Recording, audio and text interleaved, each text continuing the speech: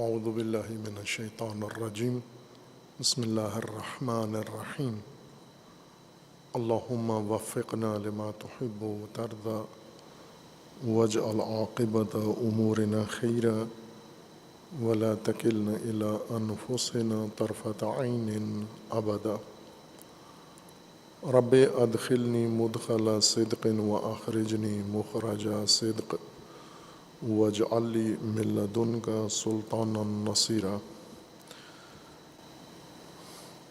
تبیین سورہ مبارکہ بقرہ میں آیہ سوم ذالک الکتاب لا ریب فیہ ھدی للمتقین۔ اس آیہ مبارکہ میں قرآن کریم کی ہدایت کی بنیاد خود کتاب کا تعارف موجود ہے، کتاب کا موضوع اس کے اندر ذکر فرمایا گیا ہے اور ہدایت کے مخاطبین، غرض و غایت ہدایت اس آیہ شریفہ میں ذکر فرمائی گئی ہے۔ کتاب کلام الہی کا اصل عنوان ہے جو خداوند تبارک و تعالیٰ نے اس منشور کے لیے، ہدایت کے دستور کے لیے اختیار فرمایا ہے، منتخب فرمایا ہے اور اسے اس کا باقاعدہ عنوان قرار دیا ہے۔ دوسرا، کتاب کے بعد دوسرا اہم عنوان قرآن ہے۔ اسماء کلام الہی میں سے کتاب سب سے زیادہ تکرار ہونے والا عنوان ہے کلام الہی کے لیے، ہدایت کے منشور کے لیے، اور دوسرا عنوان ہے قرآن، اور دونوں مختلف اوصاف کے ساتھ ذکر ہوئے ہیں۔ قرآن کے بھی اوصاف ہیں اور کتاب کے بھی اوصاف ذکر کیے گئے ہیں۔ اس آیہ شریفہ میں اور بہت ساری دیگر آیات کریمہ میں کتاب سے مراد واضح ہے، یہی کلام الہی ہے، وحی خدا ہے جو معنون ہے اس میں قرآن اور اس میں کتاب سے، مراد یہی دستور ہے۔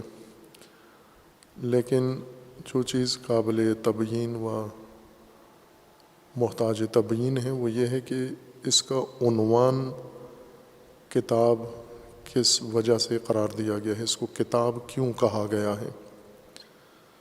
مراد تو واضح ہے کہ یہی جو ہمارے سامنے ہے بین الدفتین، جو بسم اللہ سے، فاتحہ سے شروع ہوتا ہے اور سورہ ناس پر منتہی ہوتا ہے، 114 سورتوں کے اندر قرآن کریم اور 30 پاروں کے اندر جس کو تدوین کیا گیا ہے، یہی کتاب سے یہی مراد ہے۔ قرآن بھی اسی کو کہا گیا ہے، لیکن اسے کتاب کس پہلو سے کہا گیا ہے؟ چونکہ اس کو کتاب جس پہلو سے کہا گیا ہے وہ بھی ہدایت کا اہم پہلو ہے، اس کا کتاب ہونا، اور دوسرا اس کا قرآن ہونا۔ کتاب کے بعد جو کثرت سے نام اس کے لیے چنا گیا ہے قرآن ہے۔ اگرچہ رائج اسم نام بطور اس دستور الہی و ہدایت کے منشور کا رائج قرآن ہو گیا ہے، لیکن خود قرآن کے اندر اس کا اصل نام کتاب ہے۔ قرآن وصف ہے، جس طرح ذکر اس کا وصف ہے، فرقان اس کا وصف ہے، یہ اسماء وصف ہونے پر دلالت کرتے ہیں۔ موصوف کتاب ہے، قرآن بھی صفت ہے کتاب کے لیے اور فرقان بھی صفت ہے کتاب کے لیے، اسی طرح ذکر بھی صفت ہے کتاب کے لیے۔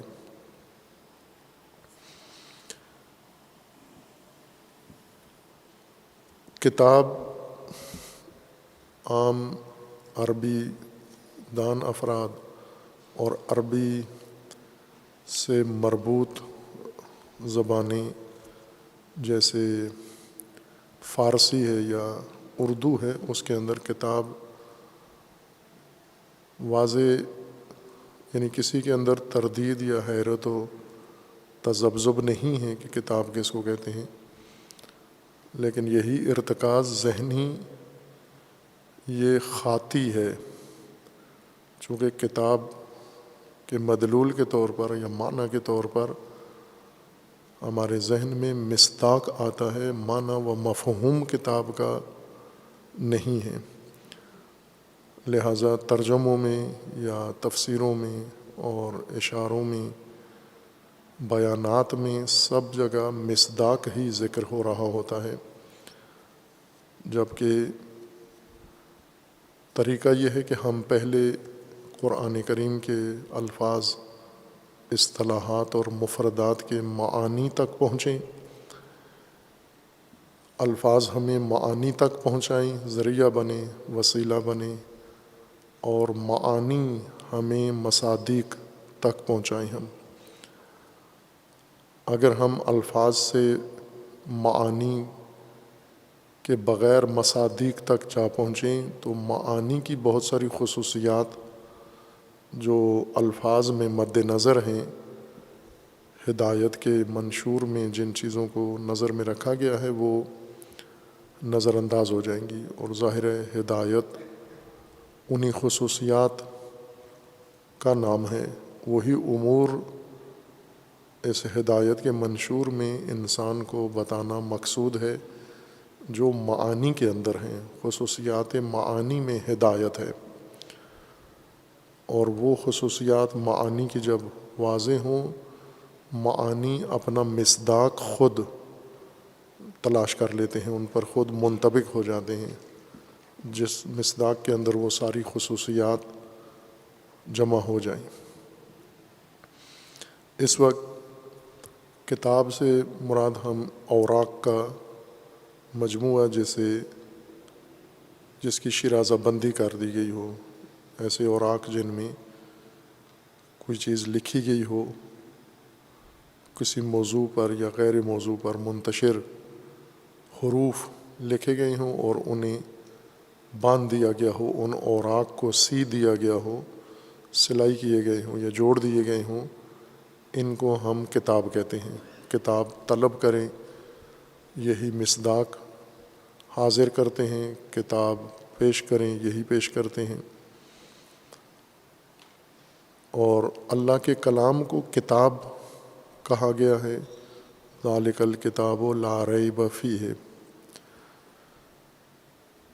اس جہت سے اس کو کتاب کہا گیا ہے کہ اصل معنی لغت عرب میں کتاب کا معنی اس منشور کے اندر ملحوظ ہے، اور اسی جہت سے اس کا عنوان کتاب قرار دیا گیا اور اس کو تکرار کیا گیا ہے۔ ظاہراً 50 سے زیادہ مرتبہ کلام الہی کا عنوان قرآن ذکر ہوا ہے، اور 200 سے زیادہ مرتبہ کتاب کہا گیا ہے اس کلام الہی کو۔ ترتیب سے اپنے اپنے مقام پر انہی آیات کے اندر جہاں قرآن کا وصف کلام الہی کے لیے آیا ہے وہاں ذکر کریں گے کہ قرآن کیوں کہا گیا ہے، اس کو کس پہلو سے، اور جہاں کتاب کا ذکر آئے گا وہاں انشاءاللہ یہ تشریح ہوگی، لیکن مجموعی طور پر ایک معنی کتاب کا جو ہم ان تمام آیات میں ملحوظ رکھیں اور ہر قاری قرآن ملحوظ رکھے۔ قاعدے کے مطابق ہم پہلے لفظ کتاب کی پیدائش تک جائیں، تاریخ پیدائش اور محل پیدائش، جہاں یہ لفظ پیدا ہوا ہے لغت عرب میں، اس کا جنم ہوا ہے اور یہ باقاعدہ لغت کا ان کی زبان کا حصہ بنا ہے۔ لغت میں کاتب، کاف تے بے، کتب عرب کہتے ہیں سینے کو، دو چیزیں جو ایک دوسرے سے منفصل ہوں ان دونوں کو جوڑ کر سی دیا جائے، ان کو کسی دھاگے کے ذریعے سے یا رسی کے ذریعے سے، اور اس طرح سے انہیں سی دیا جائے کہ وہ اس کے بعد آپس میں بائیں کے ایک چیز نہیں ہے، دو چیزیں ہیں، لیکن یہ دو چیزیں یا دو کنارے سلنے کے بعد ہمیشہ ایک دوسرے کے ساتھ جڑے رہیں، ان کا جوڑ، ان کا تعلق اور رابطہ برقرار رہے جب تک یہ چیزیں ہیں، اس وقت تک یہ چیزیں آپس میں جڑی رہیں۔ اس طرح سے دو منفصل، دو منتشر، دو جدا چیزوں کو آپس میں جوڑنا، کسی تیسری چیز کے ذریعے جوڑ دینا، اور تاکہ یہ بعد میں ایک دوسرے سے جدا نہ ہوں، ہمیشہ باہم اسی ترکیب کے ساتھ ہی رہیں ہمیشہ۔ یہ کام ہر تہذیب کے اندر ہے، ہر انسان نے یہ کام کیا ہوا ہے، دیکھا ہوا ہے، معنی سے آشنا ہیں سب ہم۔ جب ہم کسی مثلا غلے کی بوریاں بناتے ہیں اور ان بوریوں میں بھرتے ہیں غلہ یا کوئی چیز بھی، اور بوری کا منہ اوپر سے کھلا ہوا ہوتا ہے، دو سرے، دو کنارے ایک دوسرے سے جدا ہوتے ہیں، اور جب ان کے اندر سامان ڈال دیں، غلہ ڈال دیں یا کوئی چیز بھی بوری کے اندر جب بھر دیں، ہم روئی بھر دیں، غلہ بھر دیں، گندم بھر دیں، بوسا بھر دیں، تو مزید اس کا دہنا ایک دوسرے سے اور زیادہ کھل جاتا ہے، دور ہو جاتا ہے۔ اور اگر یہ منہ بوری کا کھلا رہے، اس کے دونوں کنارے ایک دوسرے سے فاصلے پہ رہیں، جو چیز اس کے اندر بھری گئی ہے وہ محفوظ نہیں رہتی، ضائع ہو جاتی ہے، نکل سکتی ہے خود ہی، یا کوئی اس کو پرندے، حیوان اس کو گرا سکتے ہیں، اٹھا سکتے ہیں۔ لہٰذا عموماً سارے انسان یہ کرتے ہیں، ہر تہذیب و ہر تمدن میں یہ ہر ماحول کا انسان یہ کام کرتا ہے، مختلف اشیاء کو محفوظ کرنے کے لیے تھیلوں میں یا بوریوں میں ان چیزوں کو بھر کر، اور پھر ان کا دہنا، ان کا منہ اور اس کے دو سروں کو آپس میں جوڑ کے سی دیا جاتا ہے، دھاگے کے ذریعے یا رسی کے ذریعے۔ اس عمل کو عرب کتب کہتے ہیں، یہی ہے معنی کتب کا لغوی لحاظ سے۔ پانی بھرتے تھے، پانی مشکوں میں، چمڑے کی مشکوں میں، چشموں سے پانی لاتے تھے اپنے گھروں میں ضرورت کے مطابق، اور پانی محفوظ کرنا، چونکہ پانی سیال ہے، بہہ جاتا ہے فوراً اگر اس کو راستہ ملے، لہٰذا پانی کو مشک کے اندر روکنے کے لیے، باقی حصے تو مشک کے ویسے سلے ہوئے ہوتے ہیں اور اس سے پانی رستا بھی نہیں ہے، زیادہ خطر اس کے مشک کے منہ سے، دہنے سے ہوتا ہے، لہٰذا دہنے کو بھی بعض اوقات وہ سی دیتے ہیں آپس میں اس طرح سے جوڑ کے، یا اس سارے اطراف اس کے جمع کر کے اس کے گرد رسی باندھ دیتے ہیں، سخت کر کے چمڑے کی رسی سے ہی اس کو باندھ دیتے ہیں، پھر مشک الٹی بھی ہو جائے تو پانی نہیں گرتا، یا اس کے اوپر کے سرے کو دوہرا کر کے، سیدھا ہوتا ہے اس کو دوہرا کر کے اس کے اوپر رسی باندھ دیتے ہیں، پانی نہیں گرتا، یا پھر اس کو، اس کے سوراخ بنے ہوتے ہیں اور اس کے اندر تسمہ یا رسی ڈال کے اس کو سی دیتے ہیں کس کے، اور اس سے بھی اس کے اندر وہ چیز جو پڑی ہوتی ہے، پانی یا کوئی مائع اس کے اندر پڑا ہوتا ہے، وہ محفوظ ہو جاتا ہے۔ اب ایسے برتن دھاتوں کے بنائے گئے ہیں یا مٹی کے، کہ ان کو ڈھکن کے ذریعے سے اوپر سے بند کیا جاتا ہے، لیکن پہلے انسان نے یہ پتھر کے یا مٹی کے برتن نہیں جب بنائے تھے چمڑا ان ساری چیزوں پر استعمال ہوتا تھا جانوروں کا، شکار کر کے گوشت کو خوراک کے طور پر استعمال کرتے تھے، اور کھال کو اوزار کے طور پر یا وسائل کے طور پر استعمال کرتے تھے۔ ابھی بھی ہے بعض جگہوں پر، بعض جگہ سونے کے لیے، نماز کے لیے، دسترخوان کے لیے، بیٹھنے کے لیے چٹائی کے طور پر اس کو استعمال کرتے ہیں۔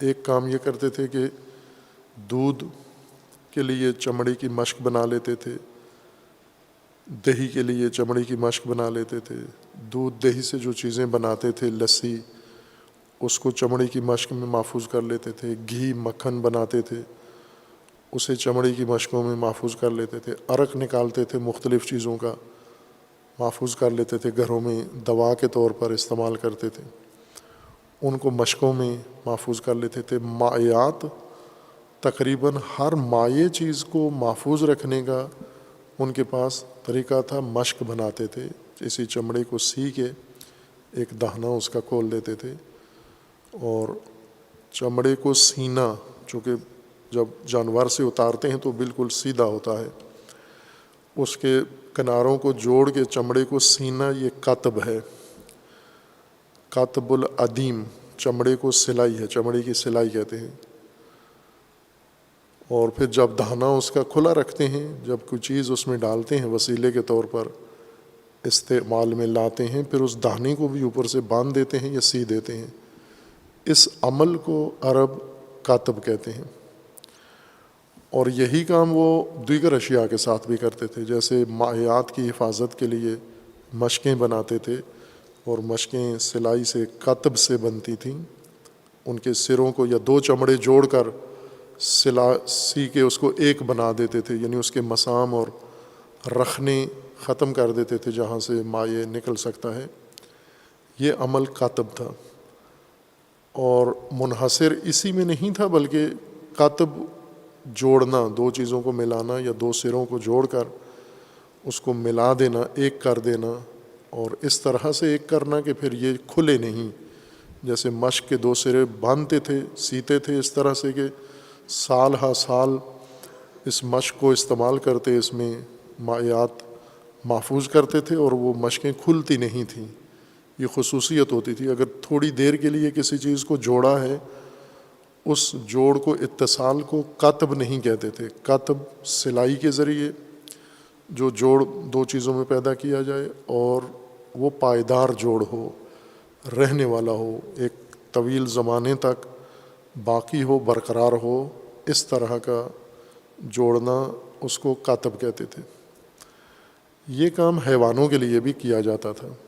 حیوانوں میں بعض اوقات حیوانوں کی نسل محفوظ کرنے کے لیے ان کے اندام کو سی دیتے تھے یہ، تاکہ عرب نسلی جانور ابھی بھی کرتے ہیں، نسلی جانور جنہوں نے مہنگے قیمتی جانور پالے ہوتے ہیں، وہ ان کی نسل کو خراب ہونے نہیں دیتے، کہ کسی گھٹیا نسل سے ان کے بچے پیدا نہیں ہونے دیتے۔ عطا یہ لوگ جو کتے بلیاں جنہوں نے پالے ہوئے ہیں اور اچھی نسل کے، ان کی نسل کی بہت حفاظت کرتے ہیں، اور ان کی حفاظت کے لیے ایک کام، اب تو خیر انہیں باندھ لیتے ہیں یا ان کے پنجرے بنا دیے گئے ہیں، ان کو محفوظ کر لیتے ہیں، لیکن جب یہ طریقہ نہیں تھا اور جانوروں کو کھلا چھوڑنا ہوتا تھا، کھلا چھوڑیں اور جانور محفوظ رہیں، تو یہ کام ان کے اندام کے ساتھ بھی کیا کرتے تھے، یہ اس کو بھی قطب کہتے تھے۔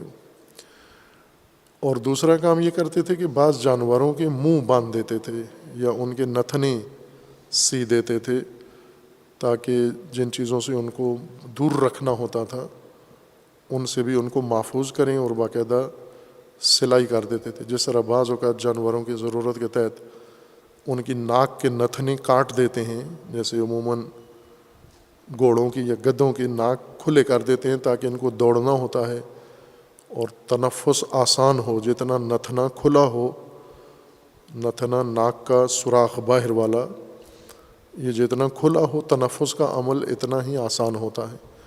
بعض اوقات کسی چیز سے ان کو محفوظ رکھنے کے لیے اسے باندھ دیتے تھے، سی دیتے تھے۔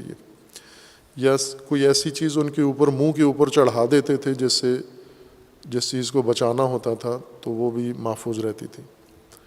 کوئی جال نما چیز بنا کے جانور کے منہ پہ چڑھا دیتے تھے. یہ عمل بھی کرتے تھے اور اس کو بھی کاتب کہتے تھے. جانوروں کے منہ باندھ دینا یا جانوروں کے اندام اس طرح سے سی دینا کہ وہ جڑ جائیں آپس میں اور کھلے نہیں، اس طرح اپنی ضرورت کے مطابق وہ یہ کام کرتے تھے. اور ہر وہ چیز جو گھروں کے اندر بھی انجام دیتے تھے، کچھ چیزیں ایسی ہوتی تھیں انہیں جوڑ کے رکھتے تھے اور انہیں باندھ دیتے تھے. اس طرح سے باندھتے تھے کہ ان کے کنارے اور ان کے سرے جوڑ دیں، نہ کہ گٹھڑی کی طرح نہیں باندھتے تھے. گٹھڑی کی طرح باندھنے کو کاتب نہیں کہتے.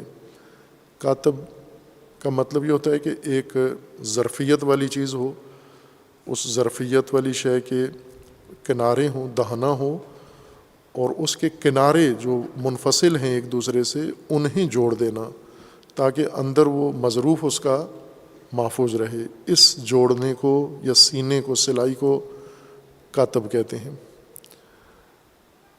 اور پھر یہ استعمال ان اشیاء سے، محسوس اشیاء سے استعمال اس لفظ کاتب کا مشابہ چیزوں میں استعمال ہوتا گیا، اور مادی چیزوں سے بڑھ کر پھر معنوی امور میں بھی یہ مثال یا یہ لفظ استعمال کرتے گئے، چونکہ ان میں بھی مشابہ عمل ہوتا تھا. دو منفصل چیزوں کو آپس میں جب جوڑ دیا جاتا تھا، دو مطالب کو آپس میں مرتبط کر دیا جاتا تھا، یا دو باتیں آپس میں جوڑ دی جاتی تھیں، ان دو باتوں کو جوڑ دینا جن کا آپس میں پہلے کوئی تعلق نہیں ہوتا تھا، لیکن کوئی آدمی اس بات کو اور اس بات کو جو دو الگ الگ محفلوں میں کی جاتی ہے، ابھی بھی ایسا ہی ہوتا ہے. ایک آدمی ایک بات پہلے کرتا ہے، پھر ایک بات کسی اور پیرائی میں کرتا ہے، تیسرا آدمی اس کی بات کو، دوسرا آدمی اس کی دونوں باتوں کو لے کر ان کو آپس میں ربط جوڑ دیتا ہے کہ آپ کی وہ بات اور آپ کی یہ بات، ان دونوں کو ملا کر اس سے کوئی نتیجہ لیا جاتا ہے. یہ کام کلام میں، گفتگو میں، باتوں میں، مدعا میں عام رائج چیز ہے. لہٰذا وہ کام جو وہ اشیاء وسائل کے ساتھ کرتے تھے، ان کے منفصل دہانے سی کے جوڑتے تھے اور اس کو کاتب کہتے تھے. یہ عمل کاتب ہر جگہ یہ انجام پا رہا تھا، اور لفظ کاتب بھی اس کے لیے عرب استعمال کرتے تھے اسی وسعت کے ساتھ. جہاں بھی منتشر چیزیں ہیں اور وہ آپس میں ملا کے جوڑ دی جائیں کسی معنی کی ادائیگی کے لیے یا حفاظت کے لیے، کسی مظروف کے تحفظ کے لیے، یا کسی بھی ایسی غرض کے لیے، چونکہ یہ کام غرض کے لیے ہوتا ہے جس کے اندر کوئی فائدہ ہو، مشغلے کے طور پر یا سرگرمی کے طور پر نہیں کیا جاتا. مثلا جیسے مشق دہنا جب سیتے ہیں تو غرض یہ ہے کہ اندر جو مظروف ہے اس کے مائع ہے، دہن ہے، روغن ہے، تیل ہے، کوئی چیز ہے ایسی، اس کو بچانا ہے، اس قیمتی چیز کو. اسی طرح اگر دو باتوں کو آپس میں جوڑا جاتا ہے تو وہ ایک غرض کے لیے ہوتا ہے، مشغلے کے طور پر نہیں ہوتا. چونکہ جیسے بوری کے دو سرے آپس میں ملائیں تو چونکہ ایک جیسے ہوتے ہیں، مل جاتے ہیں آپس میں.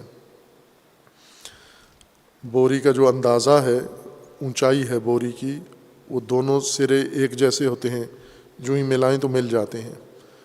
طول و عرض بھی ان کا ایک جیسا ہوتا ہے، اونچائی بھی ان کی ایک جیسی ہوتی ہے، لہٰذا آپس میں باقاعدہ ایک تناسب رکھتے ہیں.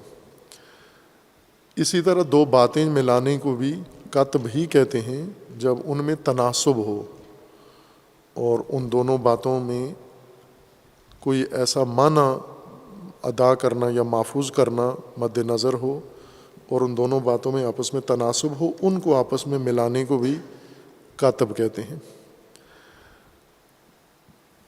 پھر تدریجاً انسان وسائل بناتا گیا، تدریجاً انسان کی زندگی میں وسائل آتے گئے جو آج الیکٹرانک وسائل تک انسان کی رسائی ہو گئی ہے۔ پہلے بہت محدود وسائل انسان کے پاس صلاحیت تھی یا تجربہ تھا،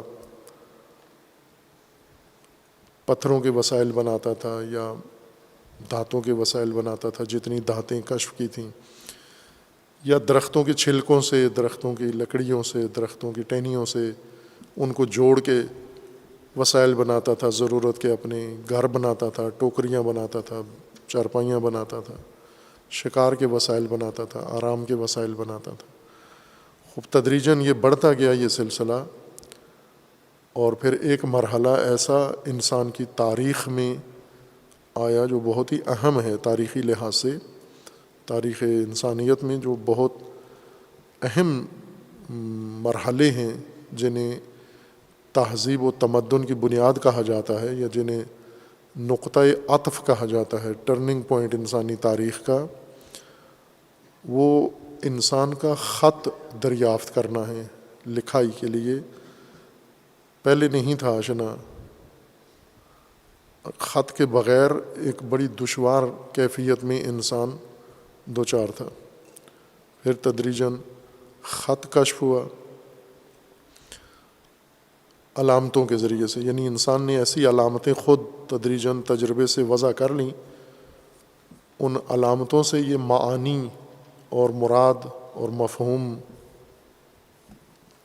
منتقل کرتا تھا یا سمجھتا تھا۔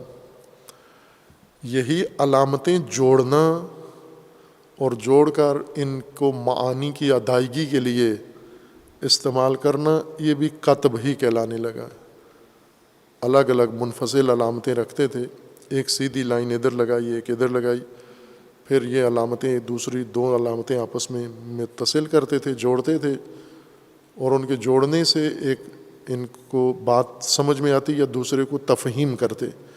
تدریجاً یہ کام ہوا، بہت طولانی مدت کے اندر یہ علامتیں بڑی وسعت ہوئی ان کے اندر۔ پھر یہ علامتیں جوڑنے کا عمل بھی لاشعوری طور پر ہوا، یوں نہیں کہ کسی درس میں، کسی نشست میں، کسی اجلاس میں باقاعدہ طور پر یہ کام ہوا ہے۔ لغت کی تشکیل اس طرح سے نہیں ہوئی، یہ ایک غیر محسوس انسانی زندگی کے عمل میں یہ سب کچھ وجود میں آیا ہے۔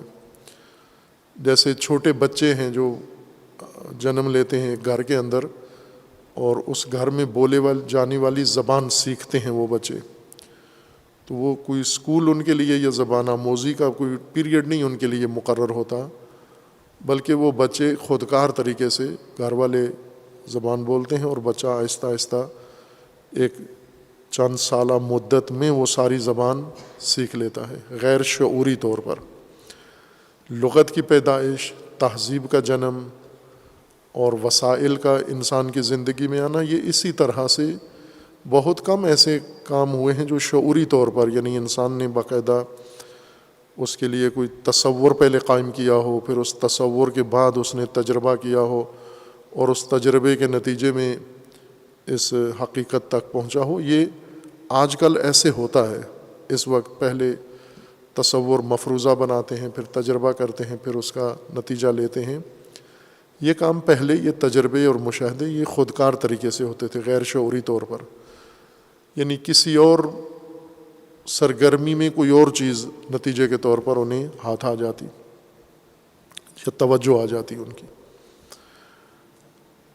جب خط کشف ہوا، یہ علامتیں، رموز منفصل طور پر پہلے بناتے تھے، پھر یہ علامتیں جوڑی جب انہوں نے، یعنی ایک طولانی عرصے میں، تو اس علامتوں کے لکھنے اور جوڑنے کو بھی کتب کہنے لگے۔ یہ بھی کتب ہے، اور ظاہر ہے کہ زبان اور لغت خط اور کتابت سے پہلے، لکھائی سے پہلے، تلفظ کی جو تکلمی زبان ہے یہ پہلے وجود میں آئی ہے۔ یعنی انسان کی پیدائش کے ساتھ ہی انسان کی زبان بھی ساتھ ہی پیدا ہوئی ہے، خود انسان نے بنائی ہے اپنی زبان بھی، چونکہ گفتگو یا تکلم یا تلفظ ایک فطری عمل تھا انسان کے اندر، اور وہ زبان جس جگہ چند انسان تھے تو انہوں نے آپس میں ایک دوسرے کو جب تفہیم کا عمل شروع کیا، سمجھنے سمجھانے کا، اشاروں سے، پھر اشاروں سے آوازوں میں، پھر آوازوں کو مختلف تلفظات میں، اور آہستہ آہستہ ایک زبان وجود میں آ گئی۔ یہ جو زبان کی تشکیل ہے، یعنی ایک ایک لفظ بنتا گیا، تشکیل پاتا گیا، یہی اشارے اور آوازیں، یہ آوازیں معانی کے ساتھ اختصاص پیدا کرتی گئی۔ یہ جن کو ابھی ہم لفظ کہتے ہیں، یہ بھی اصل میں آوازیں ہی ہیں۔ لفظ اور آواز میں فرق یہ ہے، یا جیسے آپ ادبیات میں پڑھتے ہیں کہ لفظ کو محمل اور مستعمل میں استعمال کرتے ہیں، تقسیم کرتے ہیں۔ وہ جو محمل ہے اور مستعمل، وہ اپنی وجود کے لحاظ سے دونوں میں کوئی فرق نہیں ہے، دونوں آواز ہیں، یہ بھی آواز ہے، وہ بھی آواز ہے۔ جیسے عموماً ہم محملات الفاظ کے ساتھ ملا کر استعمال کرتے ہیں، روٹی شوٹی، تو روٹی بھی ایک آواز ہے، شوٹی بھی ایک آواز ہے۔ روٹی بامعنی لفظ ہے، شوٹی بے معنی لفظ ہے۔ تو یہ جو دونوں الفاظ ہیں، یہ اپنی حقیقت اور ذات کے لحاظ سے ایک جیسے ہیں، دو آوازیں ہیں۔ پھر ایک کو محمل اور ایک کو مستعمل کیوں کہتے ہیں ہم؟ اس لیے کہتے ہیں کہ یہ ایک آواز ایک معنی کے ساتھ اس کا اتصال، ربط قائم ہو گیا ہے، دوسری آواز کا معنی کے ساتھ کوئی تعلق نہیں بنا، ابھی تک نہیں بنا، ممکن ہے بعد میں دوسری آواز بھی معنی کے ساتھ متعلق ہو جائے۔ تو جب تک آواز معنی کے ساتھ اس کا جوڑ نہیں ہوتا، اس وقت تک یہ آواز ہے۔ جب یہ آوازیں معانی کے ساتھ جڑتی ہیں تو الفاظ کہلاتی ہیں، یہ لفظ بنتا جاتی ہیں، بامعنی ہو جاتی ہیں۔ یہی لفظ و معنی کا جوڑ آپس میں، یہ بھی کاتب ہے۔ معنی حقائق ہیں جو موجود ہیں انسان کے ذہن میں بعض، اور انسان کے ذہن سے باہر یہ امور موجود ہیں۔ انسان جب ان کو جوڑتا ہے، ان حقائق کو، باہر جو دو چیزیں ہیں ان کو آپس میں جوڑ دیتا ہے، اور ذہن میں دو چیزیں ہیں ان کو آپس میں جوڑ رہا ہوتا ہے، پھر ذہنی امور کو غیر ذہنی حقائق سے جوڑتا ہے۔ یہ جو دو مختلف جدا منفصل چیزوں کو آپس میں ربط دیتا ہے، جوڑتا ہے، یہ کاتب ہے۔ اس کاتب کا ایک مصداق الفاظ، یہ آوازیں ہیں جو معانی کے ساتھ تدریجاً متصل ہوتی گئی ہیں۔ ان معانی اور الفاظ کا آپس میں ذاتی کوئی تعلق نہیں ہے۔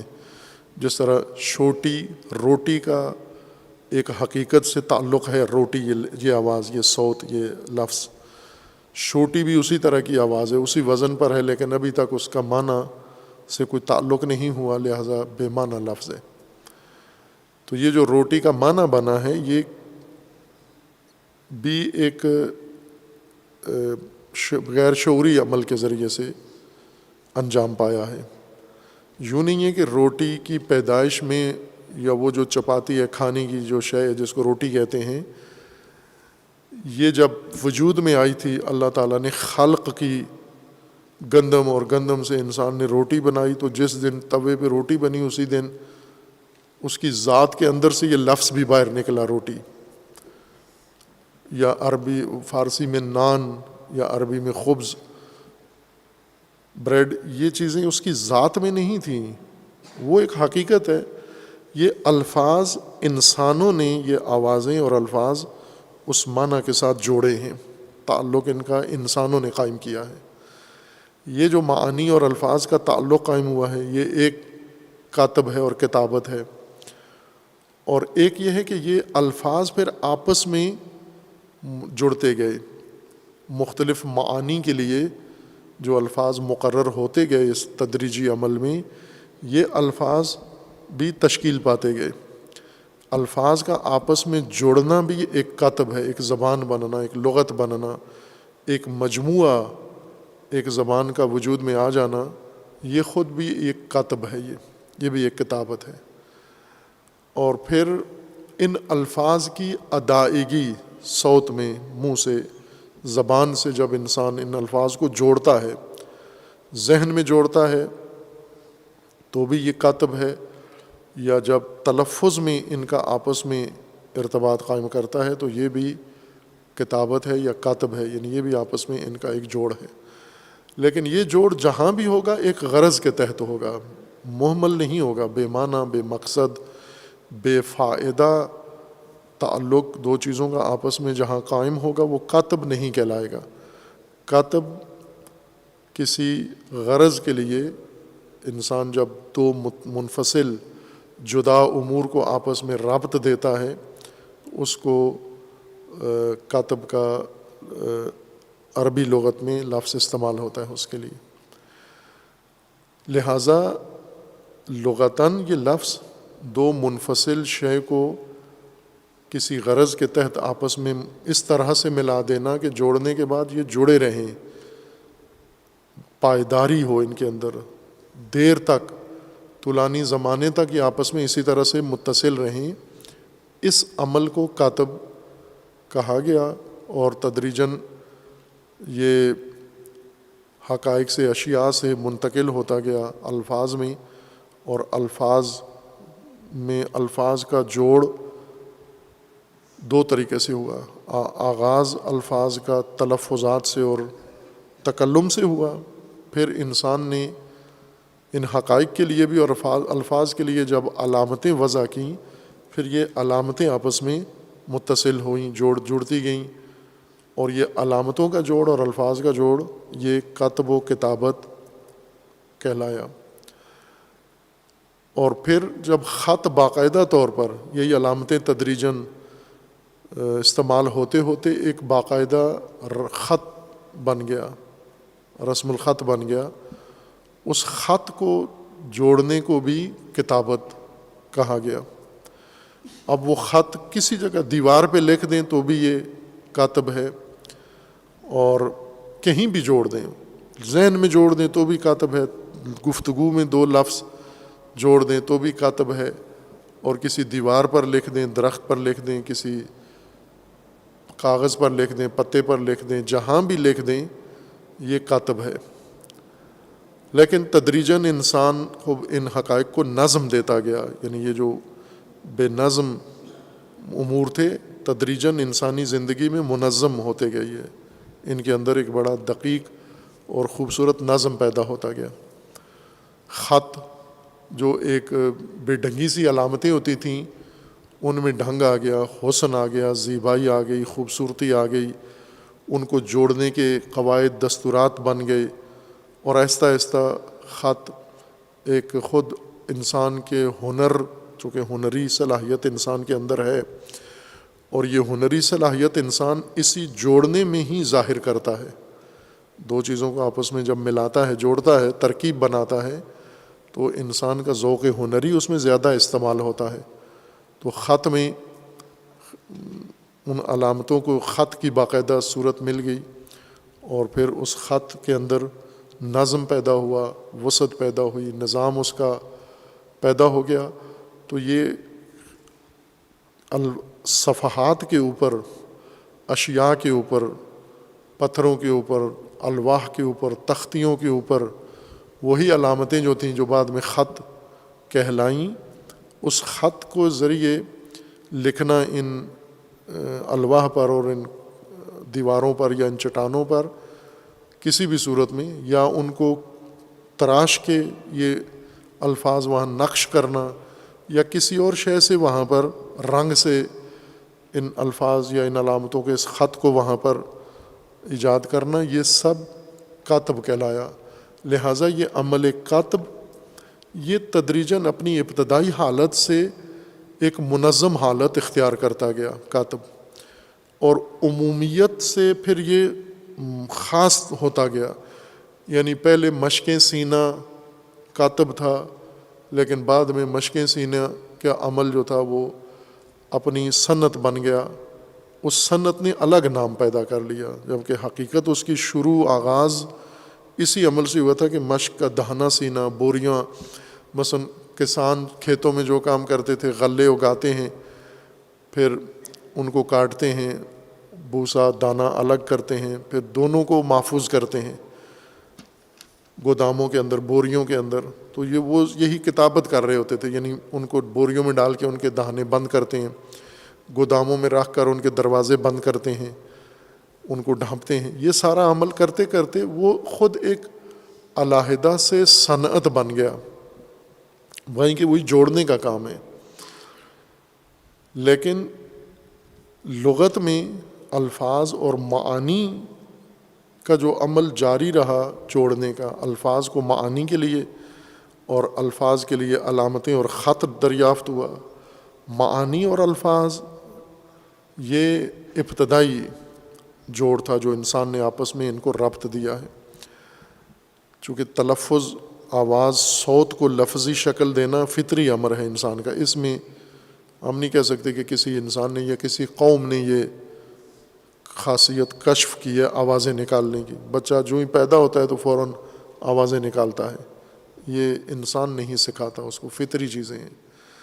لیکن ان کے لیے علامتیں بنانا، ان علامتوں کا آپس میں ربط جوڑنا، ان علامتوں کے آپس میں ربط کو پھر ہنری ذوق سے حسن و زیبائی دینا، نظم و نظام دینا اور اس کے قواعد و ضوابط مقرر کرنا، یہ انسانوں نے تدریجاً مختلف ادوار اور مختلف نسلوں میں یہ کام انجام دیا ہے. اور یہ اصطلاح جو عمومی تھی دو چیزوں کو جوڑ کر ایک کرنے کی، پائیدار جوڑ ان میں ڈالنے کی، یہ آہستہ آہستہ باقی استعمالات سے منصرف ہو کر ہٹ کر اس عمل کے ساتھ، یہ جو الفاظ اور علامتیں اور خط ہے، اس کے ساتھ مختص ہوتی گئی. یعنی باقیوں میں اس کا استعمال اس طرح سے عام شائع نہیں تھا، لیکن اس عمل میں یہ استعمال کثرت سے عربوں کے ہاں ہوتا رہا. لیکن یوں نہیں کہ متروک ہوا، دوسری طرف دوسرے موارد میں استعمال اس کا ختم نہیں ہوا، متروک نہیں ہوا، قائم رہا. اور پھر محسوس چیزوں سے معنوی امور میں یہ تطور داخل ہوا، اور معانی کا آپس میں ارتباط بھی یہی ہوا کہ جہاں پر بھی کوئی چیز اس طرح سے تدوین کی جاتی ہے. تدوین کا مطلب یعنی الگ چیزوں کو، مباین چیزوں کو، بائن چیزوں کو، ان کو اصلاح کر کے یا مرتب کر کے ان کو جوڑنا کا عمل یہ ہوتا رہا. یہ سب اسی کاتب کے زمرے میں استعمال ہوا. خوب، اس اعتبار سے جو عمل انسان کرتا ہے کہ مطلب کی ادائیگی کے لیے، اپنے مافِ ضمیر کو ادا کرنے کے لیے، معانی کو، تصورات کو انسان الفاظ جو ان کے لیے مقررہ الفاظ ہیں، الفاظ کے ساتھ ان معانی کو، مافِ ضمیر کو جوڑتا ہے. پھر ان الفاظ کو رسم الخط یعنی وضع کی ہوئی علامتوں کے ذریعے سے محفوظ کر لیتا ہے. چونکہ معانی تو ذہن میں ہے انسان کے، مفاہیم ہیں، مفاہیم کسی شکل میں نہیں ہوتے، مفاہیم کی کوئی شکل نہیں ہوتی، غیر جسمانی حقیقت ہے معانی اور مفاہیم. یہ معانی و مفاہیم الفاظ کے ساتھ ارتباط ان کا ہوتا ہے. پھر وہ الفاظ علامتوں کے ساتھ معین کیے جاتے ہیں. وہ علامتیں محفوظ رکھنے کے لیے، الفاظ اور معانی کا ربط محفوظ رکھنے کے لیے علامتیں صفحات کے اوپر منتقل کر دی جاتی ہیں، تاکہ ہمیشہ ان علامتوں کو دیکھ کر فوراً انسان الفاظ کی طرف متوجہ ہو اور الفاظ سے معانی کی طرف متوجہ ہو. اور یہ عمل جو انسان نے انجام دیا، یہ کتابت کہلایا، لکھائی جس کو ہم کہتے ہیں. لکھائی مصداق ہے کتابت کا، کاتب کا معنی نہیں ہے. کتابت کا معنی جوڑنا ہے آپس میں، نہ کہ لکھنا. چونکہ لکھائی میں جوڑ رہے ہوتے ہیں ہم، الفاظ کو آپس میں جوڑ رہے ہوتے ہیں، الفاظ کو معانی کے ساتھ آپس میں جوڑ رہے ہوتے ہیں، الفاظ کو بنا کر جملوں میں جوڑتے ہیں، جملوں کو آپس میں جوڑتے ہیں، پھر جن صفحات پر یہ جملے ہوتے ہیں ان صفحات کو آپس میں جوڑتے ہیں. یہ مجموعہ کتابت کا مصداق ہے، کتابت کا معنی نہیں ہے. فرق یہ ہے کہ اگر یہ کتابت جو صفحے پر ہوتی ہے، الفاظ اور معنی کا جوڑ اور پھر اس کو علامتوں میں رسم الخط میں لکھنا اور پھر جملوں کو جوڑ کے، اگر اس مصداق کے علاوہ کسی جگہ پر یہی عمل ہوا ہے اور قرآن کریم میں یا غیر قرآن کریم میں اس کو کاتب یا کتابت کہا ہے، اور ہم اب اس کتابت کو یا اس استعمال کو سمجھنا چاہتے ہیں کہ وہاں لفظ کتبہ یا کتابت استعمال ہوا ہے، اور ہمارے ذہن میں کتابت لکھائی کو کہتے ہیں، اس مصداق کو کہتے ہیں، تو ہمیں اس مطلب کو معنی کرنے میں الجھن ہو جائے گی کہ لفظ کتابت استعمال ہوا ہے لیکن یہاں پر لکھائی کوئی ہے نہیں ہے، تو اس کو پھر توجیہ کرتے ہیں، یا لکھائی کو وسعت دیتے ہیں کہ یہ بھی لکھائی ہے، یا اس کاتب کے معنی میں کوئی تصرف کرتے ہیں کہ یا حقیقت ہے یا مجاز ہے۔ پھر انسان جب بات ڈور کا سرا ہاتھ میں نہ ہو، حقیقت بقول حافظ کے، جب انسان کو حقیقت کا سرا نہ ملے تو افسانہ کا سہارا لیتا ہے، چون نہ یافتن حقیقت راہ افسانے زدند۔ افسانہ سازی وہیں شروع ہو جاتی ہے جہاں پر ہمیں اصل راز رمز حقیقت معلوم نہیں ہوتی، وہ مطلب کا سرا ہاتھ میں نہیں ہوتا، اور وہاں رک جانا چاہیے۔ قرآن کا بھی حکم یہ ہے کہ وہاں رک جاؤ، جہاں علم نہیں ہے وہاں متوقف ہو جاؤ، آگے نہ بڑھو، اس کی پیروی مت کرو، لا تقف ما لیس لک بہ علم۔ لیکن جہاں پر انسان کی طبیعت مزاج ایسا نہیں ہے کہ جہاں نہیں جانتا رک جائے، اور اگر یہ توفیق کسی انسان کو مل جائے کہ جہاں نہیں جانتا رک جائے، یہ انسان کو سمجھے کہ آدھی ہدایت مل گئی ہے۔ اگر یہ انسان ادراک شعور اپنے اندر پیدا کر لے کہ میں جس چیز کو نہیں جانتا وہاں رکنا ہے، مجھے نہیں جانتا تو کہنا کچھ نہیں ہے، نہیں جانتا تو فیصلہ نہیں کرنا، نہیں جانتا تو رائے نہیں دینی، نہیں جانتا تو بات نہیں کرنی، نہیں جانتا اقدام نہیں کرنا، چونکہ نہیں جانتا، میں نہیں جانتا، ختم ہو گئی بات یہاں۔ لیکن یہاں انسان جب نہیں جانتا تو متبادل کی طرف جاتا ہے، اور وہ ہے افسانہ۔ خود علم نہیں ہے تو کہانی بناتا ہے، گھڑتا ہے، پھر اپنے لیے بھی مشکلات کھڑی کر لیتا ہے، دوسروں کے لیے بھی درد سر بنتا ہے، اور یہ ساری الجھنیں ہماری اس وجہ سے ہیں، خواہ وہ دین میں ہوں، مذہب میں ہوں، قرآن میں ہوں، حدیث میں ہوں، فقہ میں ہوں، تہذیب میں ہوں، اخلاق میں ہوں، سیاست میں ہوں، اپنی نجی زندگی میں ہوں، گھریلو زندگی میں ہوں، سماجی زندگی میں ہوں۔ ہماری تمام الجھنوں کی جڑ یہ ہے کہ جہاں نہیں جانتے وہاں بھی جاننے والوں کا کردار ادا کر رہے ہوتے ہیں کہ گویا جانتے ہیں ہم، یا جاننے کا ایکٹنگ کرتے ہیں جبکہ نہیں جانتے۔ ظاہر ہے پھر اس صورت میں جو بھی کریں گے غلطی کرتے جائیں گے۔ کتبہ قرآن کریم نے کتاب کا لفظ استعمال کیا ہے، یا مشتقات اس مادہ کاتب کے، لکھائی کے اوپر بھی جہاں پر لکھائی کی بات آئی ہے وہاں بھی کاتب کہا ہے، اور جہاں لکھائی کا کوئی تصور نہیں ہے وہاں بھی حقیقتاً کتاب و کاتب کو استعمال کیا ہے۔ اب ہمارے ذہن میں کاتب سے مراد یہ ایک مصداق ہے، لکھائی،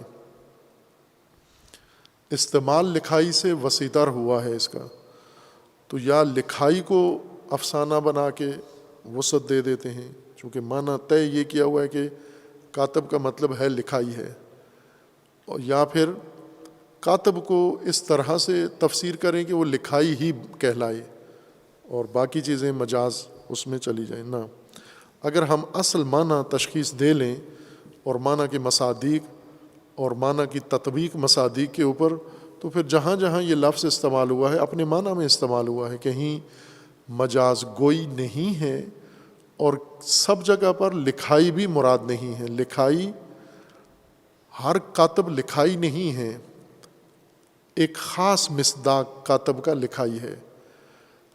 خاص کاتب لکھائی کہاں ہے؟ خاص کاتب جہاں پر آپ، یعنی کاتب کا مطلب جوڑ ہے، جوڑنا ہے، یہ جوڑ کہاں ہوگا؟ جب الفاظ کو جوڑ رہے ہیں آپ، اور الفاظ کا جوڑ بھی جب آپ خط کے ذریعے سے جوڑ رہے ہیں، چونکہ تلفظ کو عام رائج اصطلاح میں کتابت نہیں کہتے، لغت میں گفتگو بھی کتابت ہے۔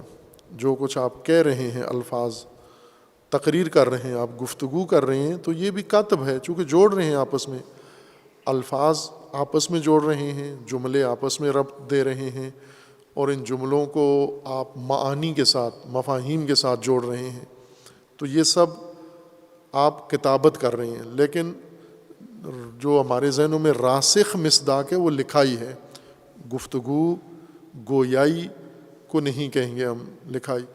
تو وہ جو خاص لکھائی ہے اس کو اگر حقیقت کتابت سمجھ لیں تو یہ باقی ساری چیزوں کو کہیں گے یا غلط ہے استعمال یا مجاز گوئی ہے، نہیں، یہ نہ،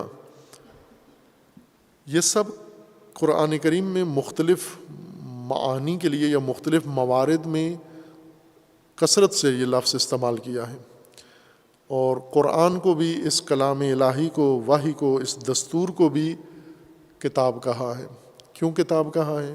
اسی اپنی لغوی معنی کے مطابق جو روح معنی ہے اسی لحاظ سے، لکھائی کی وجہ سے نہیں کہا کہ لکھا ہوا قرآن ہو تو کتاب ہے، اگر ملفوظ قرآن ہو تو کتاب نہیں ہے، یا نہ لکھا ہوا ہو اور نہ ہی ملفوظ ہو لیکن قرآن ہو۔ وہ ایک تیسری قرآن کی حقیقت جو خود قرآن کریم نے ذکر کی ہے وہ یہ ہے کہ وہ کسی صفحے پر لکھا ہوا، ان علامتوں کے ذریعے عربی میں لکھا ہوا نہیں ہے، اور کسی نے ابھی اس کو تلفظ بھی نہیں کیا، لیکن وہ ہے، کتاب بھی ہے، اور وہ کتاب مکنون ہے، یعنی وہ جو جوڑ حقائق کا، ہدایت کے قواعد، ہدایت کے دستورات، ہدایت کا منشور جو اللہ تعالیٰ نے انسان کے لیے جوڑ دیا ہے، مقرر کر دیا ہے، لیکن ابھی تلفظ نہیں ہوا چونکہ انسانوں کو ابھی پیش نہیں کیا گیا، اور ابھی لکھا نہیں گیا کسی جگہ پر، نہ تختیوں پر، نہ الواح پر، تو نہ لکھا ہوا ہے نہ تلفظ ہوا ہے، لیکن ہے، کتاب ہے، اس کو بھی قرآن نے کتاب کہا ہے۔ قرآن کریم میں وہ بھی کتاب ہے، حقیقی کتاب ہے، نہ مجازی کتاب ہے، چونکہ کتاب اس جوڑ کو کہتے ہیں، جس طرح اہل لغت نے اس کا ربط بیان کیا ہے۔ اب یہیں یہ بات بھی ہو کہ قرآن کیوں کہا ہے؟ اس کتاب کا دوسرا نام ہے قرآن۔ قرآن جس مادہ سے یہ لفظ قرآن بنا ہے وہ قرن نہیں ہے، قرآن سے قرآن نہیں بنا ہے، قارعہ سے قرآن بنا ہے، قاف رے حمزہ یا الف، قرعہ، قارعہ سے یا وہ سے بنا ہے، قرآن بنا ہے، جس کو ہم قراءت عموماً پڑھنے کو کہتے ہیں، زبان سے کچھ چیز ادا کرنے کو قراءت کہتے ہیں، خصوصاً لکھی ہوئی چیز پڑھنے کو ہم ترجمہ جب قراءت کا کریں، لکھی ہوئی چیز پڑھنا، لیکن اگر لکھی ہوئی کوئی چیز نہیں پڑھ رہا آدمی، اپنے ذہن سے زبانی کوئی بات کر رہا ہے تو اس کو ہم قراءت نہیں کہتے، نہ لکھی ہوئی چیز پڑھنا قراءت ہے، اور نہ غیر مکتوب چیز کو پڑھنا قراءت ہے، تلفظ بھی قراءت نہیں ہے۔ قراءت قر کا معنی بھی یہی کاتب والا ہی ہے، اتفاقاً دونوں کا بنیادی معنی ایک ہی ہے، اور وہ ہے جمع کرنا۔ فرق یہ ہے کہ کاتب باقاعدہ اس طرح سے جوڑنا، سی دینا دو چیزوں کو، دو الگ چیزوں کو، ایک رابط کے ذریعے سے، ایک رسی کے ذریعے سے، ایک تسمے کے ذریعے سے، ایک کسی تیسری چیز کی مدد سے ان دو چیزوں کو آپس میں متصل کر دینا، یہ کاتب ہے۔ لیکن قر میں جمع کرنا ہے، ان کو سینا نہیں ہے، سلائی نہیں ہے، صرف جمع کر دینا، اکٹھا کر دینا، یعنی وہ چیزیں جو الگ الگ تھیں، جدا جدا تھیں، ان سب کو جمع کر کے ایک جگہ آپ نے رکھ دیا ہے، باہم رکھ دیا ہے، ترتیب کے ساتھ، البتہ اکٹھا کر دیا ترتیب کے ساتھ، یہ قر ہے۔ مثلا منتشر بندے ہیں، بچے ہیں، الگ الگ بیٹھے ہوئے، ان سب کو جمع کر دینا ایک جگہ، یہ قراءت ہے۔ مختلف اشیاء پراکندہ پڑی ہوئی ہیں، کوئی ادھر کوئی ادھر، ان سب کو جمع کر کے ایک جگہ اکٹھا کر دینا، یہ قراءت ہے۔ کلاس کے شاگرد منتشر ہیں، ادھر ادھر ہیں، ان سب کو اکٹھا کر کے ترتیب سے بٹھا دینا، یہ قراءت ہے۔ ترتیب سے کھڑا کر دینا، یہ قراءت ہے۔ یعنی جہاں پر بھی بے نظمی کے ساتھ کوئی چیز موجود ہے، اس سب کو جمع کر کے ایک نظم میں لا کر اکٹھا کرنا، یہ قراءت ہے۔ اسی کلام اللہ کے لیے اللہ تعالیٰ نے دو عنوان انتخاب کیے ہیں، ایک کتاب اور ایک قرآن۔ قرآن اس کو اسی وجہ سے کہا ہے کہ یہ انسان سے متعلقہ جتنے امور تھے، جس کو ہدایت کہا جاتا ہے، انسان کی زندگی کے مختلف پہلو، انسان کی ضروریات، انسان کی حاجات، انسان کی معنویات، انسان کے تمام امور پورا احاطہ کر کے، اور اس کے لیے جو ہدایت کا پہلے معنی کر رہے ہیں ہم، ہدایت سے مراد یعنی وہ تمام نمایاں، روشن، واضح امور جو انسان کے لیے رہنما بن سکیں، نشانی بن سکیں، انسان کو مقصد بتا سکیں اور انسان کو راستہ بتا سکیں، وہ تمام امور ہدایت کہلاتے ہیں۔ ان تمام امور کو اکٹھا کرنا یہ قراءت ہدایت ہے، یہ قرآن ہے، اس کو قرآن بنایا جا رہا ہے۔ اس لیے قرآن کریم میں اللہ تعالیٰ نے خود یہی ترتیب استعمال کی ہے۔ رسول اللہ صلی اللہ علیہ وآلہ وسلم کو فرمایا ہے کہ آپ انتظار کریں، منتظر رہیں اس کتاب کے قرآن ہونے کے، جب یہ قرآن ہو جائے پھر آپ اس کی پیروی کریں۔ اس آیت کو بھی مشاہدہ کر لیں کہ ہم جب اس کتاب کو قرآن کر دیں تو پھر آپ اس کی پیروی کریں۔ سورہ مبارکہ قیامت میں اللہ تعالیٰ نے یہ حکم بیان فرمایا۔ آیا 16 میں اللہ تعالیٰ کا فرمان ہے سورہ قیامہ میں، لا تحرک بہ لسانک لتعجل بہ۔ وہ رسول اللہ کو بہت جلدی تھی کہ جلد یہ ہدایت دریافت ہو، اور لینے میں بھی جلدی تھی اور اس کو لوگوں تک پہنچانے کی بھی جلدی تھی۔ اب یہ بھی خصوصیت ہے انبیاء کی، اور خصوصاً رسول اللہ صلی اللہ علیہ وآلہ وسلم کی، جو رسول اللہ کا عہدہ تھا اس کے مطابق تربیت و تعلیم کتاب و حکمت رسول اللہ کو بہت جلدی تھی کہ جلد از جلد یہ کتاب دریافت ہو اللہ کی جانب سے، اور جلد از جلد رسول اللہ اس کو ابلاغ کریں مخاطبین تک۔ اس کی نسبت ہے کہ لا تحرک بہ لسانک، ابھی آپ زبان نہ ہلائیں، ابھی آپ زبان نہ کھولیں، آپ قرآن جو ہدایت ہے اس کے متعلق قبل از وقت کوئی بات نہ کریں، لتعجل بہ، تاکہ عجلت کریں، اس عجلت میں ابھی نہ کریں، بلکہ کیا کریں، ان علینا جمعہ و قرآنہ، اس کتاب کا جمع اور قرآن ہمارے ذمہ ہے، یہ ہمیں کرنے دیں۔ اس کا مرحلہ قرآن کا اور اس کا مرحلہ جمع کا، یہ جمع و قرآن دونوں ہم کر لیں۔ فَإِذَا قَرَأْنَاهُ فَاتَّبِعْ قُرْآنَهُ، جب ہم اس کا قرآن کر دیں، یعنی جمع کر دیں، اکٹھا کر دیں، ملا دیں، اس کو ایک نظم دے دیں، اس کا صدر و ذیل بنا دیں، یعنی ہدایت کو ایک باقاعدہ نظام بن جائے۔ جمع نہ اس طرح سے کہ ڈھیر لگا دیں، ہم جمع یعنی ایک ترتیب بنا دیں، ہدایت کی نظام کی شکل اس کو دے دیں ہم۔ جب یہ نظم و نظام پیدا کر لے، فَإِذَا قَرَأْنَاهُ، جب ہم اس کو جمع کر دیں، فَاتَّبِعْ قُرْآنَهُ، پھر آپ اس نظم یافتہ کتاب کو پھر آپ اتباع کریں، آپ کا کام اس کے مطابق پیروی کرنا ہوگا آپ کی۔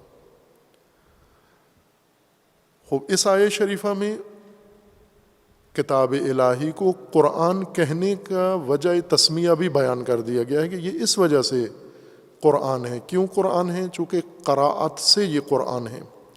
قرأت جمع کرنے کو کہتے ہیں، پڑھنے کو نہیں کہتے. جس طرح کتاب کا معنی لکھنا نہیں ہے، لکھنا جوڑنے کا ایک مصداق ہے، الفاظ و معانی کو جوڑنا یا جملوں کو جوڑنے کا ایک مصداق ہے، نہ معنی ہے. اسی طرح پڑھنا لکھی ہوئی چیز یا لکھے بغیر چیز، حفظ والی چیز پڑھنا، یہ قرأت کا معنی نہیں ہے، مصداق ہے. چونکہ جب آپ پڑھ رہے ہوتے ہیں کسی چیز کو تو آپ بہت ساری باتوں کو جمع کر کے اکٹھا کر کے ایک ترتیب دے کے ایک سخنرانی کر رہے ہیں آپ، یعنی ایک ترتیب یافتہ، نظم یافتہ مطلب ہے. ایسے بے ربط باتیں تو نہیں کر رہے، بے ربط باتوں کو قرأت نہیں کہتے. مرتبط باتیں، مجتمع باتیں، ایک موضوع کے اوپر یا ایک مطلب سے متعلقہ تمام امور، یعنی اس کی دلیل، اس کا مدعا، اس کا ثبوت، اس کا قرینہ، اس کی تعریف، اس کی وضاحت، یہ ساری چیز ملا کے جب آپ کہتے ہیں تو اس کو کہتے ہیں یہ قرأت ہے. یعنی اکٹھا مطلب، مجتمع مطلب، جمع شدہ مطلب، نظم یافتہ مطلب، منظم بات کرنا قرأت ہے. اگر تکلم کے اندر قرأت ہو. اگر تکلم کی قرأت نہیں ہے، آپ تحقیق میں کر رہے ہیں، تحقیق کر رہے ہیں، یہ بھی قرأت ہے. یعنی آپ جمع کر رہے ہیں، دلائل جمع کر رہے ہیں، مدعا جمع کر رہے ہیں، جوابات اکٹھے کر رہے ہیں، کسی شبہے کے جوابات اکٹھے کر رہے ہیں. تو آپ کیا کر رہے ہیں؟ آپ قرأت کر رہے ہیں، قرآن کر رہے ہیں. یعنی ان مطالب کو اکٹھا کر کے یکجا ایک جواب تیار کر رہے ہیں آپ. قرأت یعنی گفتگو میں اکٹھے مطالب کو اکٹھا بیان کرنا، اس کا معنی قرأت ہے، نہ کہ گفتگو کرنے کو قرأت کہتے ہیں. لکھی ہوئی چیز پڑھنے کو، تلفظ کرنے کو قرأت نہیں کہتے. قرآن اور کتاب دونوں کا ایک معنی ہے. کاتب جوڑنا پائیدار طریقے سے، منظم طریقے سے، قرأت و قرآن اکٹھا کرنا، جمع کرنا. اب ہدایت ہے، یہ اصل ہدایت ہے. یہ اس ہدایت کو نظم دینی ہے، نظم دینا ہے. نظم کے لیے اس کو جوڑنا پڑے گا، ان کے روابط اور ان کے مطالب آپس میں ربط دینا ہے. یہ اس کو کاتب ہے، یہ اس کلام الہی یا وحی خدا کی کتابت ہے. اس کو جمع کرنا، اس طرح سے ان کو جوڑنا کہ یہ کبھی جدا نہ ہو، بالکل متصل مطالب رہیں. ہدایت کی ساری نظام کو انسان کے ساتھ بھی جوڑ دیا جائے اور ہدایت کو آپس میں بھی مرتبط کر دیا جائے. اور اسی طرح اس کا ایک عمل کاتب ہے، دوسرا عمل قرآن قرأت ہے اس کی. اور دونوں اللہ تعالیٰ نے فرمایا کہ دونوں ہمارا کام ہے. کاتب اللہ، یہ اللہ نے، کاتب بھی اللہ کا کام ہے اور قرأت بھی اللہ کا کام ہے. اللہ نے قرأت کرنی ہے، قرآن اللہ نے کہا کہ ہم نے بنانا ہے، آپ نے اتباع کرنی ہے. چونکہ انسان کو ایک نظم یافتہ ہدایت کی ضرورت ہے، جس کے تمام امور، جزیات، کلیات، مہمات، محکمات، تفصیلات، یہ ساری واضح طور پر، اور پھر خصوصاً جو دونوں کی صفت ہے وہ بہت خوبصورت ہے. کتاب کے اوصاف جو قرآن نے ذکر کیے، اور قرآن کے کیا اوصاف ہیں؟ کتاب مبین. اس کو کاتب کرنا ہے، جوڑنا ہے، لیکن اس جوڑنے میں بالکل جدا جدا، واضح و روشن ہو. اس طرح سے ہدایت کو ہم نے دستہ بندی کرنا ہے، تدوین کرنا ہے. یہ وہ مطلب ہے کہ کتاب، اگر یہ الف ہے، قرآن کی ابجد ہے، پہلی آیت کہہ لیں ایک لحاظ سے، چونکہ بسم اللہ ہے، بسم اللہ کے بعد حروف مقطعہ ہیں، الف لام میم، جن کے بارے میں عرض کیا تھا گزشتہ جلسے میں، باس میں. اور پھر سمجھے کہ اصل موضوع کی پہلی آیت ہے، ذالک الکتاب لا ریب فیہ. ذالک الکتاب یہ آغاز ہے. خوب، یہ ابجد ہے ہدایت کے لیے. اگر کتاب ہی سمجھ میں آ جائے، اس ہدایت کا عنوان اللہ تعالیٰ نے کتاب قرار دیا ہے. یہ جو موجودہ انتشار ہے، بے نظمی ہے، تفرق ہے فہم دینی میں، یہ خود عنوان کتاب کے ساتھ جچتا نہیں ہے. عنوان کتاب یعنی منظم مدون ہدایت اللہ نے نازل کی ہے. آپ نے منظم و مدون ہدایت کتاب کی صورت میں دریافت کرنی ہے. اللہ نے کتاب نازل کی، آپ نے کتاب لینی ہے. رسول اللہ نے کتاب بیان کیا، آپ نے کتاب لینی ہے. آپ نے یوں نہیں ہے کہ جس طرح جاتے ہیں آپ دکان پر اور وہاں معین کر کے تول کے کہتے ہیں کہ آدھا پاؤ کاٹ کے مجھے دے دیں. وہ ٹھیک ہے، آپ دکان سے جا کے اپنے کھانے کے لیے ایک مسلم سالم چیز کا آدھا پاؤ کٹوا کے لے آئیں، 1 پاؤ 1 کلو کٹوا کے لے آئیں. کتاب کو نہیں کاٹ سکتے آپ. جو جوڑ دیا گیا ہے، جس کو کتب کر دیا گیا ہے، کتاب بنا دیا گیا ہے، اس کو آپ منفصل کریں گے، نظام سارا کتاب کا درہم برہم ہو جائے گا، وہ کتاب نہیں رہے گی. جیسے یہ مصداق ہے، کتاب ہے، اوراق ہیں سلے ہوئے ہیں، یہ کتاب ہے. یہ لغتاً حقیقتاً کتاب ہے، یہ اوراق کو جوڑ کے سی دینا. تو اگر آپ وہ دھاگا نکال دیں، اس کا ہر ورقہ الگ کر دیں، تو کتاب تو نہیں رہی، منتشر ورقے ہیں. اسی طرح قرآن کریم میں جو ہدایت اللہ تعالیٰ نے مقرر فرمائی ہے، اس کی کتابی شکل رکھنی ہے آپ نے محفوظ. اس کی کتابی، جیسے تنزیل میں کتاب نازل ہوئی ہے اور رسول اللہ کو جلدی تھی، لیکن اللہ تعالیٰ نے فرمایا نہیں، اس کا ایک مرحلہ رہتا ہے، اس کو قرأت و قرآن اور جم رہتا ہے اس کا، وہ انتظار کریں، جلدی نہ کریں. خوب ہم سمجھنے میں کتنی جلدی کرتے ہیں. قرآن ہونے دیں اس کو تفہیم میں، تعلیم قرآن اور تعلیم مطالب منتشرہ میں فرق ہے. قرآن یعنی تمام مجموعہ ہدایت، تمام نظم یافتہ و نظام یافتہ ہدایت کو انسان طالب علم وصول کرے. اس نے قرآن تعلیم پایا ہے، قرآن سیکھا ہے اس نے. لیکن اگر وہ تھوڑی سی باتیں سیکھ کے فارغ التحصیل ہو جائے، وہ قرآن نہیں سیکھا اس نے، بلکہ قرآن کو کاٹا ہے. جو اللہ نے جوڑا تھا، اکٹھا کیا تھا، اس نے اس کو الگ کر کے منتشر کر دیا. تو جب تک اکٹھی چیز اکٹھی دریافت نہ ہو، اس کا کوئی مطلب انسان کے لیے واضح نہیں ہوتا. کتاب یعنی ایک مدون. یہ وہ نقطہ تھا جو بارہا پہلے اشارہ ہوتا رہا، آج اللہ کی توفیق سے اس کی وضاحت کا وقت آ گیا ہے کہ دین کو مکتب کی صورت میں آپ نے سمجھنا ہے. دین کو مکتب کی صورت میں، وہ مکتب بھی وہی کتاب سے ہے. مکتب یعنی ایک مدون آئیڈیالوجی کی صورت میں، ایک مکمل نظام کی صورت میں. جب چونکہ قرآن اللہ نے کتاب کی صورت میں، مکتب کی صورت میں پیش کیا ہے، اس کو ایک آئیڈیالوجی بنا کے پیش کیا ہے، اس کو ایک نظام بنا کر پیش کیا ہے. آپ اپنے تعلیم و فہم و اجتہاد کے نظام میں اس کے حصے بکھرے کرنے میں لگے ہوئے ہیں، کاٹ کے کچھ ادھر پھینک دیا، کچھ ادھر کر دیا، کچھ ادھر کر دیا.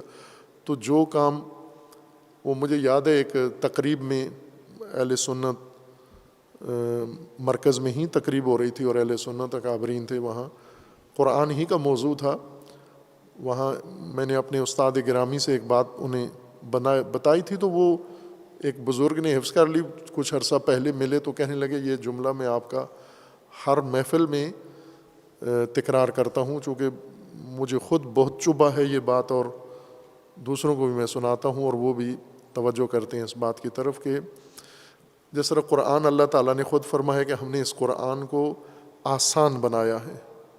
ایک تو نازل کیا ہے، خود نازل کرنا یعنی آسان کرنا، قابل فہم بنانا. دوسرا پھر اضافی تاکید کے ساتھ فرمایا کہ لقد یسرنا القرآن للذکر، ہم نے آسان اور آسان کر دیا ہے. اور تکرار کیا ہے، 5-7 دفعہ تکرار کیا ہے، لقد یسرنا القرآن للذکر فہل من مدکر.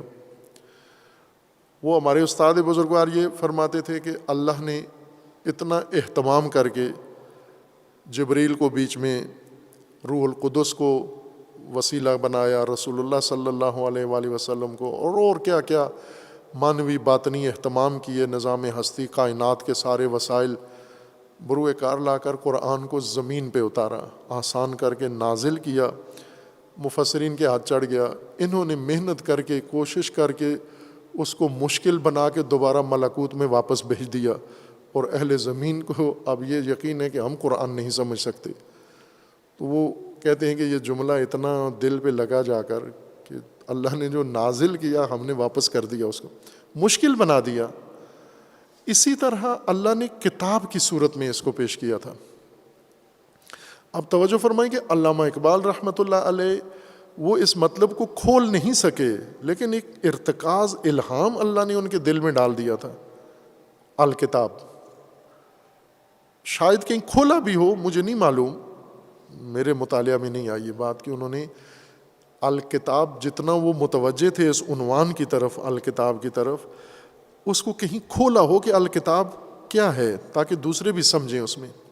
بعض اوقات اللہ تعالیٰ کسی کے دل میں کوئی بات ڈال دیتا ہے لیکن زبان نہیں ڈالتا، الفاظ نہیں ساتھ عطا کیے کہ اس کو راز کو کھولیں بھی، وہ راز کھلا نہیں۔ اسی طرح بعض دیگر بزرگان نے، کتاب ہی تمام حقیقت و پہچان ہے کلام اللہ کی۔ کتاب یعنی نظم یافتہ، منظم، با ہدف مجموعہ، جس کا تمام حصہ آپس میں ایک گہرے ربط میں جوڑ دیا گیا ہے۔ اس طرح سے اس کو ربط دے دیا گیا ہے آپس میں پائیدار، چونکہ وہ بوری جب باندھتے تھے عرب تو وہ وقتی طور پر نہیں ہے، وہ ہمیشہ کے لیے پکی باندھتے تھے، اور بڑے تسمے سے اور رسی، مضبوط رسی سے باندھتے تھے، اور اس کو سیتے تھے اس طرح سے کہ اگر یہ بوری گر بھی جائے تو کچھ گرے نہیں، اس کے اندر سے نکلے نہیں باہر، یا مشق اگر الٹی بھی ہو جائے اس طرح مشق کو کتب کرتے تھے، باندھتے تھے کہ مشق کا پانی ذرا بھی ایک قطرہ بھی باہر نہ گرے۔ اللہ تعالیٰ نے اس طرح ہدایت کو ربط دیا ہے آپس میں کہ یہ ربط کہیں بھی نہ ٹوٹے، لیکن تعلیم میں آ کر یہ ربط ٹوٹ گیا ہے۔ جو کلام خدا کے اندر اللہ نے ربط قائم کیا تھا، وہ ہم نے دریافت کرتے ہوئے وہ ربط توڑ دیا ہے۔ اس کے ساتھ اس کی کتابی ماہیت کو، کتابی حقیقت کو نظر میں رکھ کر اگر انسان قرآن کی بارگاہ میں جائے تو پھر جو قرآن انسان کو ہدایت دیتا ہے وہ وہی مرتبط ہدایت، وہی کتبی ہدایت، جڑی ہوئی ہدایت، منظم ہدایت، جو تمام انسانی زندگی کا احاطہ کیے ہوئے ہے، دنیاوی، اخروی، معیشتی، سیاسی، مادی، معنوی، گھریلو، نجی، کوئی پہلو ایسا نہیں ہے جو اس کاتب سے باہر رہ گیا ہو، سارا اس کے اندر سمیٹ کر اس کو باندھ دیا گیا ہے ایک ربط نورانی کے ساتھ، تاکہ انسان اس سے زندگی میں بہرہ مند ہو اور ہدایت حاصل کرے۔ اس لیے عرض کیا تھا کہ یہ بہت کلیدی ہدایت کا نقطہ ہے، ذالک الکتاب۔ ذالک، اب وہ خطیبوں نے ذالک کدھر پہنچا دیا، ذالک یعنی یہ جو قرآن ہے ہمارے پاس چھپا ہوا پاکستان میں لوگوں کے پاس ہے، یہ نہیں ہے، یہ حاذ الکتاب ہے، وہ ذاک الکتاب کہیں اور ہے، وہ گمراہی کے الفاظ ہیں۔ ذالک عظمت کے لیے ہے، بلندی کے لیے ہے، اور ہے یہ کتاب ہے، یہ کتاب لا ریب ہے۔ ایک تو خود کتاب ہے، خود کتاب کہہ دینا ہی کافی ہے، ہر چیز سمجھ میں آ جاتی ہے کہ یہ کیا ہے مجموعہ ہدایت کا جو ہمیں فراہم کیا گیا ہے۔ یہ کتاب ہے، اور یہ کتاب لا ریب ہے، اور یہ کتاب لا ریب ہدن، ہدایت ہے، اور ہدایت بھی متقین کے لیے ہے۔ یہ مفردات اس خوبصورتی کے ساتھ آپس میں مرتبط ہیں، اس نظم کے ساتھ۔ متقی، تقوی، انسان کے لیے قابل، مخاطب کے لیے ہدایت، کتاب، ہدن، یہ آغاز، یعنی پہلا آغاز ہی اس طرح سے ایک نظم و ترتیب کے ساتھ ہوا ہے، جس کو ہم پھر محنت کر کے منتشر کرتے ہیں۔ ذالکہ کو ایسا معنی کرتے ہیں جس کا کتاب سے کوئی ربط ہی نہیں رہتا، کتاب کی ایسی تفسیر کرتے ہیں جس کا ہدایت سے کوئی تعلق نہیں ہوتا، ہدایت کا وہ معنی کرتے ہیں جس کا متقی سے کوئی ہدایت نہیں ہوتا، تعلق نہیں ہوتا، پھر متقی کا ایسا معنی کرتے ہیں جس کا خود انسان سے کوئی تعلق نہیں ہوتا، بات گم ہو جاتی ہے۔ اتنی واضح بیان، تبیان، نور، مبین، واضح چیز ہمارے ہاتھ سے نکل جاتی ہے، اور یہ خود کرتے ہیں جان بوجھ کر ہم۔ اس کو قرآن نے ہمارے لیے بہت سنوار کے بیان کیا ہے۔ لقد یسرنا القرآن للذکر فہل من مدکر۔ ہمیں یہ توفیق اللہ دے کہ ہم اس کو اسی طرح سے، جس طرح رسول اللہ فرماتے تھے کہ جس طرح ہے حقیقت مجھے اس طرح سمجھ میں آئے، جس طرح ہے قرآن اللہ نے اتارا ہے اسی طرح ہمیں انشاءاللہ سمجھ میں آئے۔ باقی بات نہیں۔ وصلی اللہ علی محمد وعلیہ وسلم۔